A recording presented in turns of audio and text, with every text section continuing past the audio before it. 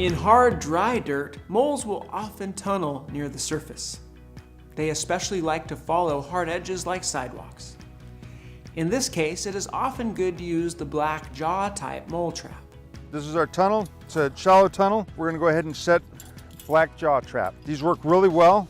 Lever, your trigger, lever up, trigger up. You take your tool. You have two of them that are identical. You put one underneath and you come up like that and you lay it right on the springs. Then you take the other one, go in and lay it on the back underneath the springs the other side. Now you go ahead, push this down, hook it right onto the trigger. I like to keep my finger on the lever until I get the safety on, which is this part right here.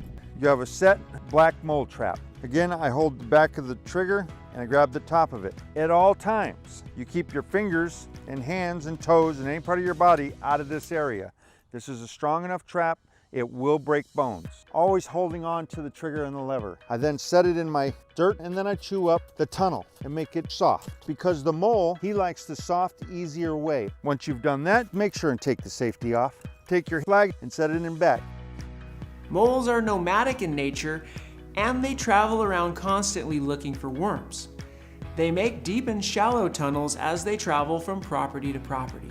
We set the traps along their existing tunnels, typically 4 to 6 traps for any active mole.